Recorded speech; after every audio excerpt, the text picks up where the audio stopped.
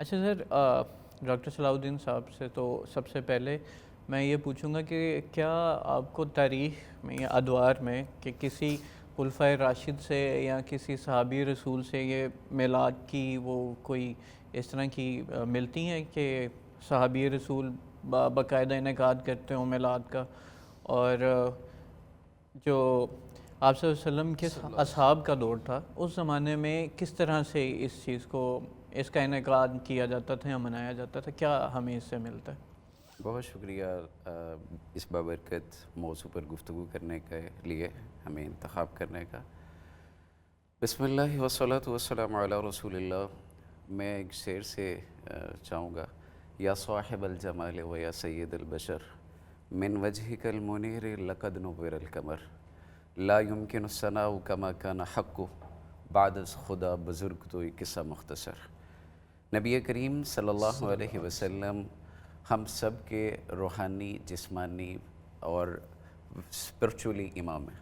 اللہ کے رسول صلی اللہ علیہ وسلم کی شان بہت بلند ہے، کسی قلم کے اندر وہ طاقت نہیں ہے جو اسے بیان کر سکے، اور کسی زبان کے اندر وہ استطاعت نہیں ہے جو اسے اس کا اظہار کر سکے۔ اللہ کے رسول صلی اللہ علیہ وسلم صاحب شریعت ہے، صاحب الہام ہے۔ اللہ کے رسول صلی اللہ علیہ وسلم سے زندگی کا ہر پہلو جو اللہ تبارک و تعالی نے قیامت تک کے لیے رہنما ہو سکتا تھا، آپ صلی اللہ علیہ وسلم کے ذریعے سے ہم تک پہنچایا ہے۔ اسلام میں شریعت نے اتنا دھیان رکھا ہے کہ اگر کسی کی نظر کسی غیر محرم پہ پڑی ہے تو اس سے بھی کہا گیا ہے کہ یغضوا من ابصارہم، اپنی نگاہ جھکا لو۔ یعنی اسلام ایسا دین ہے کہ جس نے لوگوں کی آنکھ کی جنبش پر بھی دھیان رکھا ہے۔ اور یہاں سوچنے کی دوسری بات یہ ہے کہ اتنا سینسٹیوٹی کے ساتھ لے کے چلا ہے اسلام کہ اگر لوگ آ کے گفتگو کر رہے ہیں نبی کائنات صلی اللہ علیہ وسلم کے دروازے کے باہر، اور اللہ کے رسول صلی اللہ علیہ وسلم ان میں اس وقت موجود نہیں ہیں، سائڈ پہ ہیں کہیں، تو وہاں قرآن کی آیات آسمان سے نازل ہو رہی ہیں، لا ترفعوا اصواتکم فوق صوت النبی، تمہاری یہ جرت نہیں ہونی چاہیے کہ تم اپنی آواز کو بلند کر لو۔ یہاں پہ آواز کا لہجہ، اس کا تخاطب، تلاطم، یہ بلند کرنے کی اجازت نہیں ہے، تو پھر یہ کیسے ممکن ہے کہ کسی بھی زندگی کے پیرامیٹر سے ریلیونٹ کوئی چیز ہو اور اسلام نے اس بارے میں گائیڈنس نہ دی ہو؟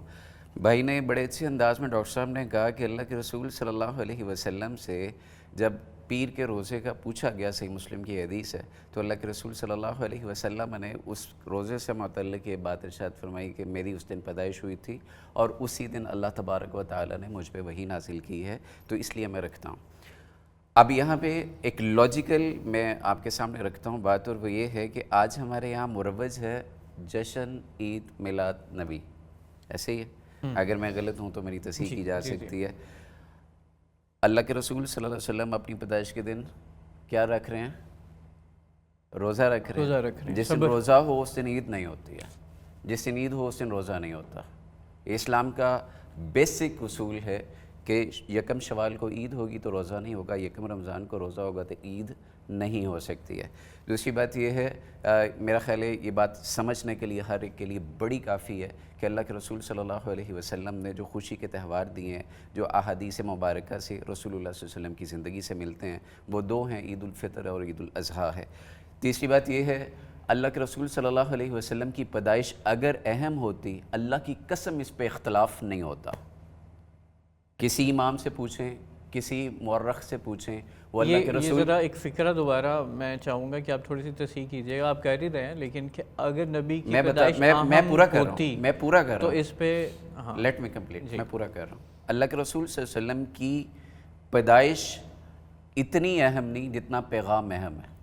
اللہ کے رسول صلی اللہ علیہ وسلم کو جو وحی دی گئی ہے، جو پیغام دیا گیا ہے، جو شریعت دی گئی ہے، وہ اہم ہے، اس لیے وہاں پہ ہمیں سکم نہیں ملتے، وہاں پہ اختلاف نہیں ملتا، وہاں پہ چیزیں نہیں ملتی۔ لیکن اللہ کے رسول صلی اللہ علیہ وسلم کی تاریخ پیدائش کے حوالے سے مورخین کے اندر، مفسرین کے اندر، تاریخ دانوں کے اندر آپس میں ایک بڑا اختلاف موجود ہے۔ کوئی 18 ربیع الاول کہتا ہے، کوئی 12 کہتا ہے، کوئی 8 کہتا ہے، کوئی 9 کہتا ہے، اور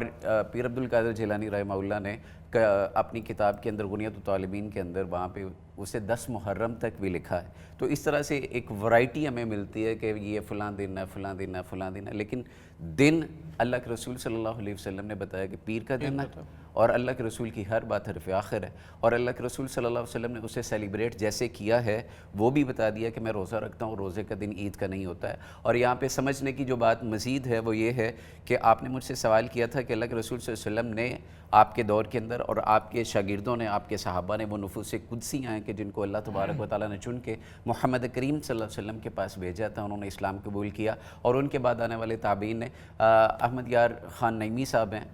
جاء الحق کتاب ہے ان کی، اس کے اندر وہ بھی یہ اعتراف کرتے ہیں، یہ لکھتے ہیں کہ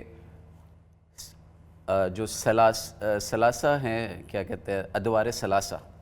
3 دور جو ہیں اسلام کے ابتدائی، ان کے اندر اس طرح کا کوئی اہتمام نہیں تھا، کوئی چیز موجود نہیں تھی۔ تو جب یہ چیز اسلام کا وہ بیسک فنڈامنٹل ایک اصول ہی نہیں ہے، تو اگر ہوتا تو ڈیفینیٹلی اس کے سیلیبریشن کے یا اس کے طریقے موجود ہوتے۔ اور یہاں پہ میں اگر محبت، پیار، مودت کی بات کی جائے تو یہاں پہ یہ بات کہنا چاہوں گا کہ ایک طبقہ معاشرے کے اندر آج بھی ایسا ہے جو اللہ کے رسول صلی اللہ علیہ وسلم کے صحابہ کے بارے میں معاذ اللہ ثم معاذ اللہ کہتا ہے کہ مرتد ہو گئے تھے، انہیں محبت نہیں تھی، پیار نہیں تھا، فلاں تھا فلاں تھا۔ تو چلیں، ایک تو یہ سمجھ آتا ہے ان کی بات کہ وہ کہتے ہیں کہ رسول کے ساتھی ٹھیک نہیں تھے تو ایسے، تو انہوں نے نہیں منایا۔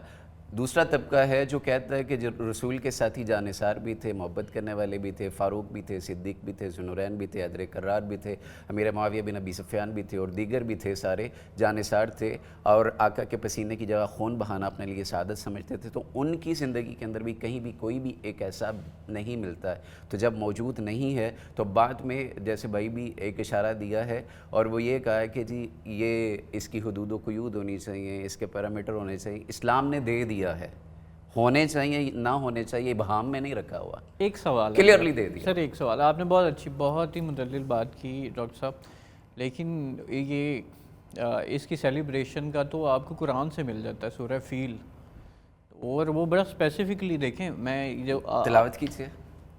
دیکھیں آپ کو بتائیں، علم ترک کیف فعل ربک باصحاب الفیل الم یجعل، وہ تو ایک واقعہ ہے نا ابراہا کا، میں نے جب وہ پورا واقعہ نریٹ کیا تو اس میں ایک بڑی اہم بات ہے کہ خانہ کعبہ پہ اس سال سے پہلے بھی بہت متعدد دفعہ حملے ہو چکے۔ اللہ کے رسول صلی اللہ علیہ وسلم کے اپنے صاحبزادے ہیں، 18 ماہ کی عمر کے اندر جب وہ وفات پاتے ہیں، اللہ کے رسولوں نے گود میں اٹھایا ہوا ہے، اللہ کے رسول کی آنکھوں سے آنسو گر رہے ہیں، صحابہ کہتے ہیں آپ بھی رو رہے ہیں، کہا میں بھی انسان ہوں، میں رو رہا ہوں، لیکن ہم زبان سے وہ الفاظ کہیں گے جو اللہ کو پسند ہے۔ اپنی مرضی کا اظہار اسلام، جب آپ نے اسلام قبول کر لیا ہے، جب آپ اسلام کے دائرے کے اندر آ گئے ہیں تو پھر مکمل طور پہ فالو کرنا ہے، اور قرآن کریم میں یہی بات ہے فَلْيَحْذَرِ الَّذِينَ يُخَالِفُونَ عَنْ أَمْرِهِ أَن تُصِيبَهُمْ فِتْنَةٌ أَوْ يُصِيبَهُمْ عَذَابٌ أَلِيمٌ، کہ اگر کوئی رسول کی مخالفت کرتا ہے تو اس کے لیے فتنہ بھی ہے، عذاب بھی ہے۔ بالکل ٹھیک، بہت خوب بات۔